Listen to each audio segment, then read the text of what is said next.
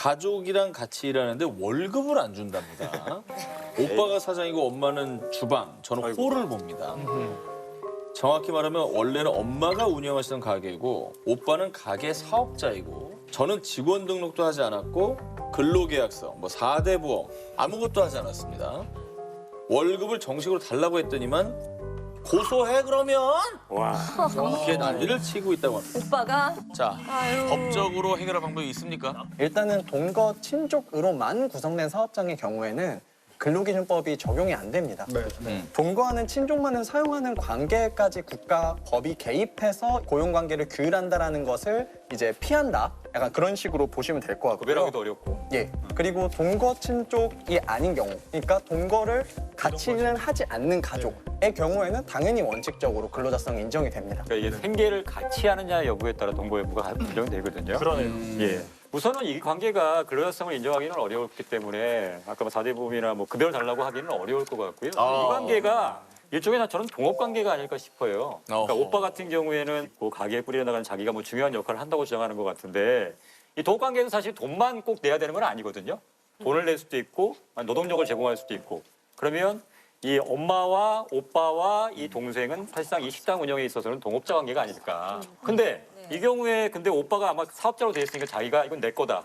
다 내가 내 거야, 내가 될 거야라고 하는 것 같은데 사실상 현실적인 방법은 법적인 방법보다 엄마하고 이 동생 일 안 하면 돼요.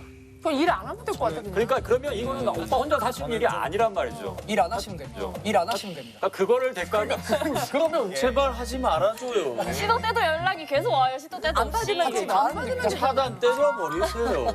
그러다 또 애가 잘못될까 봐.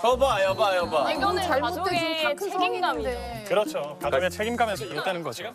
시청자분들 사이에서도 굉장히 궁금해할 만한 주제예요. 맞아요. 되게 애매한 문제이기 때문에. 맞아요. 가족 사업하시는 분들 많을 거예요. 맞아요. 그래서 사실은 저희 아버지 엄마도 궁금했어요. 같이 일을 하셨거든요. 20년 넘게 같이 장사를 하셨거든요. 그러면서 뭐 법적인 문제는 당연히 없었지만 그 어떤 소소한 분쟁들, 소소한 어떤 다툼들이 굉장히 많았어요. 갈등들이.